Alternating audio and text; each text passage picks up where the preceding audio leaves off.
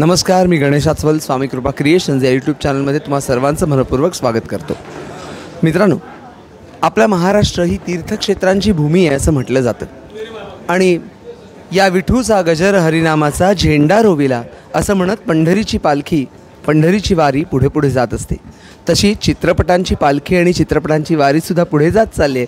कारण डंका हरिनामाचा हा चित्रपट 19 जुलैला प्रदर्शित होतो आहे आणि या चित्रपटातला एक प्रमुख कलावंत माझा मित्र किरण गायकवाड माझ्यासोबत आहे. हाय किरण. नमस्कार, स्वागत आहे आमच्या चॅनलवर. Thank you sir, thank you. ट्रेलरच इतकं दिमाखात झालेलं आहे, तर आम्हाला तुझ्या भूमिकेबद्दल आधी जाणून घ्यायचं की डंका हरिनामाचामध्ये तू नेमका कसला डंका वाजवणार आहेस? माझं नाव सनी आहे या सिनेमामध्ये. सनी तसं बघायला गेलं तर आमचा भक्ती शक्ती युक्ती असं त्रिकूट आहे. भक्तीचं सगळं काम जे काही आहे विठ्ठलाच्या अर्थात तुम्हाला लक्षात येईल हा पेहराव बघूनच, अनिकेत विश्वासराव हे सगळं भक्तीचं काम करतो आहे. शक्ती कुठलीही शक्ती असेल, मग ही शक्ती असेल किंवा ही शक्ती असेल, हे सगळं काम करण्यासाठी आम्हाला प्रियदर्शन जाधवची गरज होती. आणि सगळं युक्ती, सगळं टेक्निकल नॉलेज काही असेल, यूथ जेनझी जे सगळं त्यांच्याकडे असतं, मोबाईल वगैरे सगळंच नॉलेज, तसं तो माझ्याकडे असतो. शक्ती भक्ती युक्ती हे त्रिकूट, त्यातली एक काडी जरी निघाली तर हे त्रिकूट तुटून पडेल असं आहे. हा इतका छपरी आहे, इतका वाया गेलेला मुलगा आहे, होपलेस आहे, एमलेस आहे, जॉबलेस आहे, सगळाच आहे असा. म्हणजे तुम्हाला प्रत्येक कट्ट्यावर वगैरे तुम्हाला असा एकतरी मुलगा बघायला मिळेल की बाबा त्याला काही कामधंदे करत नाही आहे. पण एक पॉईंट असा येतो त्या माणसांकडे, तो माणूस 360 स्विच होतो, काय करेल काय सांगता येत नाही असा हा माणूस आहे, ज्याचं एका मुलीवर खूप प्रेम आहे.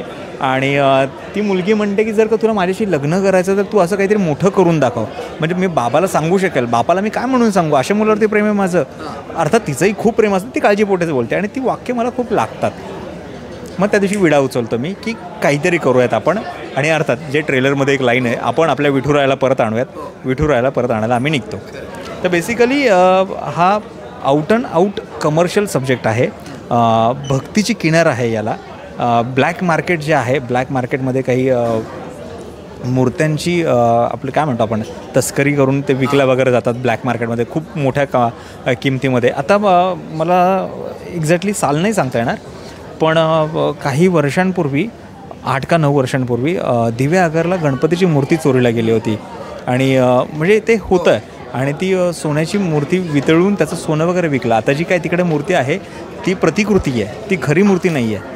तर ती मूर्ती आपल्या मूर्तीचं काही होऊ नये म्हणजे याला खूप भारी किनार लावलेली आहे की लोणार सरोवर जेव्हा झालं तो उल्का पडून आणि तिथून जो काही दगड मिळाला त्या दगडापासून ही मूर्ती तयार झाली आहे. म्हणून त्याचं ब्लॅक मार्केटमध्ये खूप मोठं हे आहे, किंमत आहे. तर ती माणसं त्याला दगड म्हणूनच बघतात, आम्ही त्याला देव म्हणून बघतो, तुम्ही त्याला दगड म्हणून बघता.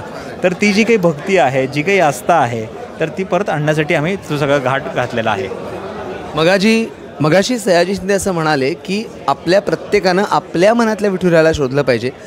तुझ्या बाबतीतला हा पांडुरंग नेमका कसा आहे? माझ्या बाबतीत तुझ्या मनातला, तुझ्या हृदयातला पांडुरंग मला नेहमी मार्ग दाखवणारा, मला शिव्या देणारा, तुझं चुकलं आहे हे कान पिळून सांगणारा किंवा माझं कौतुक करणारा. अर्थात आता तुमच्यातही मला विठ्ठल दिसतो, कारण तुम्ही मला काहीतरी सांगताय, तुमच्याकडनं मी काहीतरी देतोय.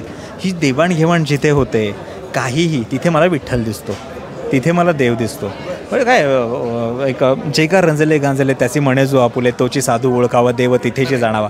देव सगळीकडे आहे, चराचरात देव आहे, तुम्हाला शोधता आला पाहिजे फक्त. आणि खरोखरच तुझ्या या चित्रपटाला भरपूर यश मिळो ही आमच्या चॅनलतर्फे सदिच्छा. विठू माऊली तू माऊली जगाची, माऊली तर मूर्ती विठ्ठलाची असं म्हणत आपण पांडुरंगाला प्रार्थना करूया. जय हरी विठ्ठल. जय हरी विठ्ठल. आणि हो, आमच्या चॅनलला सबस्क्राईब करा, व्हिडिओला लाईक करा, शेअर करा.